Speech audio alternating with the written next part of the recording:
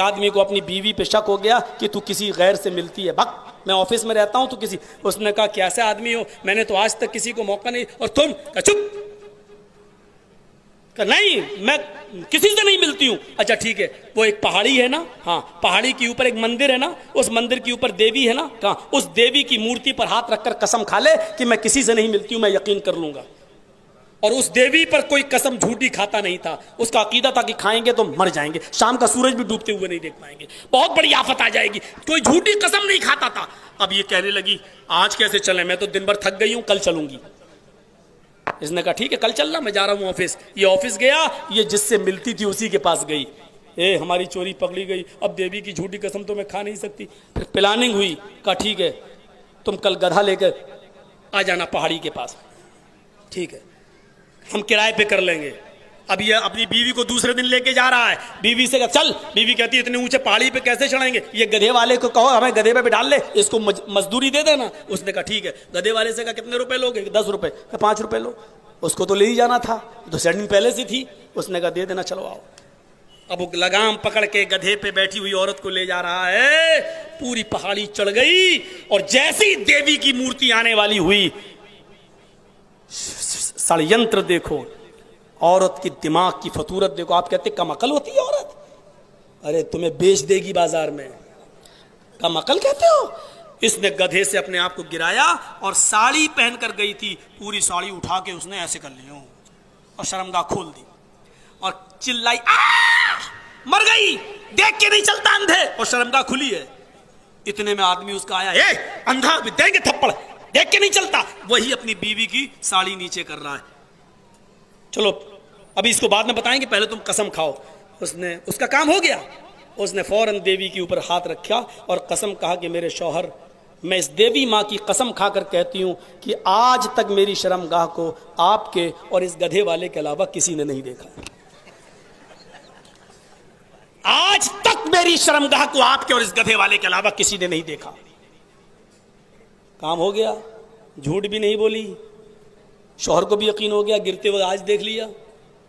चलो कोई बात नहीं बीवी मुझे माफ़ कर दो, उल्टा माफ़ी मांगना पड़ रही शौहर को, बीवी माफ़ कर दो, हमने खामखा तुम पर शक किया। और फिर दरवाज़ा खुल गया। मेरे भाइयों, यही सूरत हाल हमारी बेटियां, हमारी बीवियां हमें पढ़ाएंगी अगर हमने उनको बेलगाम छोड़ दिया।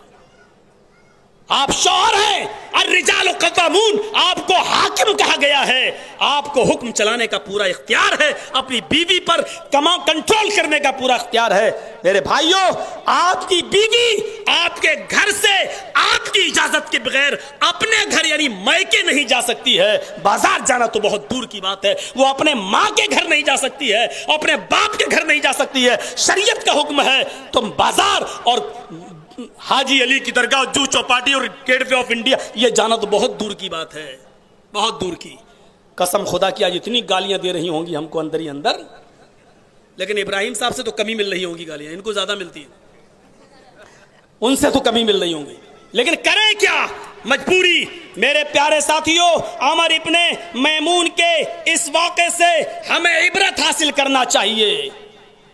अल्लाह के नबी ने जब अमर इब्ने मैमून की जबान से जुमला सुना, फरमाया देखो ऐ साथियों तुम्हारा साथी क्या कह रहा है, ऐ सहाबियों तुम्हारे साथी क्या कह रहे हैं। अमर इब्ने मैमून ने ये चीज 10-12 साल पहले ही देखी थी। बंदरों ने भी अपने जिनाकार बंदर और जानिया बंदरिया को पत्थरों से मार डाला, हलाक कर डाला। इस्लामी तारीख में एक वाकया है, एक गजवा है, उस गजवे का नाम है गजवे ज़ातिर रिका। आपने सुना होगा, वो गजवे ज़ातिर रिका की बुनियाद ही एक औरत की इज्जत और आबरू पर हमले को लेकर, सिर्फ छेड़खानी को लेकर हुई थी। सोचो आज बड़े बड़े कानून की बात की जाती है, रेपिस्ट लोगों के लिए और बलात्कारियों के लिए बड़ा बड़ा कानून बनाओ। एक मुसलमान औरत यहूदियों के मोहल्ले में गई, वो लोहे का काम करता था, उसने अपनी लोहे की किसी चीज को छुरी बनाने के लिए दे दिया कि इस रेती को आप छुरी बना दो। वो पर्दे में थी, वो जैसी उस लोहार जो था वो उसके लोहे को गर्म करके उसको छुरी बनाने में लगा, लेकिन बार बार उसके पर्दे को हटाना चाहता और कहना चाहता कि आप तो यहां आई हैं, जरा चेहरा खोल लो। आप क्यों गर्मी में आग के पास बैठी हुई हैं, गर्मी है, आप अपने चेहरे को खोल लीजिए। उस औरत ने कहा नहीं, हम अपना चेहरा नहीं खोलेंगे, हाथों में दास्ताने हैं, पैरों में मोजे हैं। लेकिन उस औरत, उस यहूदी ने एक चाल चली, और वो चाल ये थी कि उस औरत की चादर को पीछे से उसने एक धागे से बांध दिया, ऐसे धागे से बांधकर अपने दरवाजे से बांध दिया या अपने पैर से दबा लिया कि जब ये औरत छुरी लेकर यहाँ से लोहे की चीज सामान लेकर जब जाएगी तो पैर से जो हमने दबाया है इस पीछे से धागे के कोने को, तब ये आगे जाएगी तो इसकी चादर जमीन पर अपने आप गिर जाएगी और ये बेपर्दा हो जाएगी। उस औरत ने उसको कीमत दी और अपना सामान लेकर जब जाने लगी, जैसी उठी उसने धागे को जो दबा रखा था, उस औरत को आगे जैसी चली, ऊपर से उसकी चादर गिरते गिरते जमीन के ऊपर सरक गई। वो पूरी तरीके से बरहना नहीं हुई, पूरी तरीके से नहीं, सिर्फ एक लंबी चादर ही उसके ऊपर से उतरी। वो औरत वही बैठ गई और कहती है, आए मेरे भाइयों, मेरी इज्जत तो आबरू की हिफाजत करो। जबकि रेप नहीं हुआ, बलात्कार नहीं हुआ, जिना नहीं हुआ, सिर्फ चादर ही उतारी गई। लेकिन इस औरत ने चीखा, आए भाइयों मेरी मदद के लिए आओ। इसकी आवाज एक मुसलमान के कान में गई। उस मुसलमान ने देखा हमारी बहन की इज्जत व आबरू पर ये हमला करना चाहता है, उसकी चादर को इसने अपने पैर से दबाकर गिरा दिया। उसने उस औरत के हाथ से वो छुरी छीनी और उस यहूदी को उसने कत्ल कर दिया। मारे जज्बात में आकर उसने उस यहूदी का मर्डर कर दिया।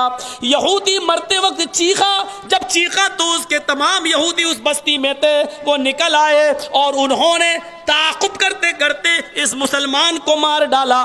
यानी इस मुसलमान ने उस यहूदी को मारा। यहूदी के चीखने की आवाज सुनकर और यहूदी निकले, उन यहूदी ने इस मुसलमान को पकड़कर इसको कत्ल कर दिया।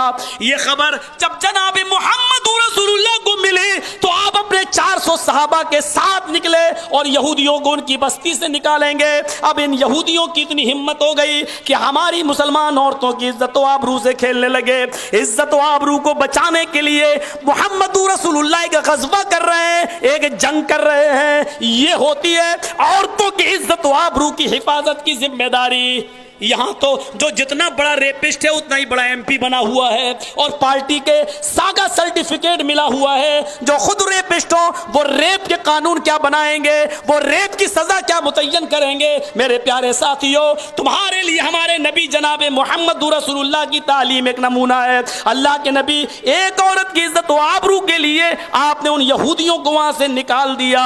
जंग हुई, बाकायदा जंग हुई और उन यहूदियों से उस बस्ती को खाली करा लिया गया। उस गज़वे का नाम पड़ गया गज़वे ज़ातिर रिक़ा। मेरे प्यारे साथियों, ये होती है औरतों की इज्जतों आबरू की हिफाजत जो जनाब मोहम्मद रसूलुल्लाह सल्लल्लाहु अलैहि वसल्लम ने मुतय्यन की है। सजा भी ऐसी क्यों? जब आदमी किसी की माँ बहन बेटी से बलात्कार रेप करता जिना तो उसके अंग अंग को, उसके रोंगटे को उसकी की लज्जत महसूस होती है।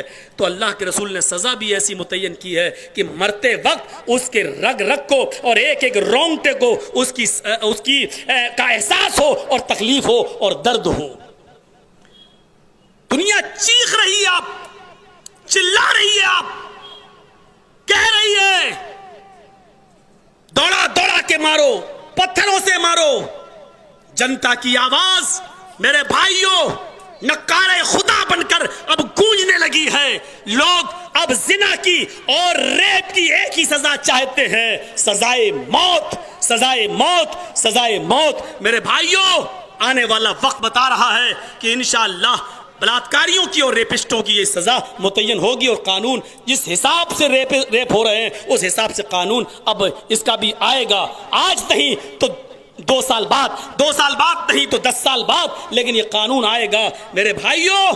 लेकिन हम चाहें कि हम अपनी माँ बहन बेटियों की इज्जत व आबरू की हिफाजत करें तो आपको खुद अच्छे संस्कार देना पड़ेंगे। फिर इस्लाम ने क्या नहीं दिया? यहूदियत और ईसाइयत के अंदर देखो औरत की क्या इज्जत है। ईसाइयत और यहूदियत कहती है औरत को आराम उठाने का हक नहीं है, अगर उसको डिलीवरी हो रही हो बच्चा और ऑपरेशन से अगर बच्चा हो तो उसको सुन न किया जाए, उसको सुन न किया जाए, बेहोश न किया जाए, बल्कि हालत होश में उसका पेट फाड़कर बच्चा निकाला जाए। क्योंकि औरत तकलीफ उठाने के लिए, औरत तकलीफ सहने के लिए पैदा हुई है। इसी ने आदम और हव्वा को, इसी औरत ने, हव्वा ने आदम को बहकाकर जन्नत में वो फल खाया था जिससे मना किया गया था। लिहाजा औरत इस दुनिया में तकलीफ उठाने के लिए पैदा हुई है। ये ईसाइयत और यहूदियत औरत को ये कहती हैं, औरत का ये मकाम है कि उसका दर्द के साथ उसका बच्चा पैदा करो, यानी उसको आराम नहीं मिलना चाहिए। सुन कर दोगे बेहोश, आराम से बच्चा हो जाएगा, नहीं मेरे भाइयों, यहूदियत और ईसाइयत में यह है औरत की इज्जत। बुद्धिस्ट में चले जाइए, गौतम बुद्ध वो कहते हैं कि जो भी काम करो, काम करने से पहले औरत से मशवरा जरूर करो। जो भी काम करो, काम करने से पहले औरत से मशवरा जरूर करो, लेकिन औरत जो भी मशवरा दे उसका उल्टा करो, क्योंकि औरत उल्टी खोपड़ी लेकर पैदा हुई है। अगर औरत यह कहे कि एक जंगला यहां बनाओ तो उधर बनाओ, औरत यह कहे कि एक शादी और कर लो तो ना करो, औरत कहे कि ना करो तो कर लो। क्यों? क्योंकि औरत उल्टी खोपड़ी लेकर पैदा हुई है। यह गौतम बुद्ध ने कहा है। यह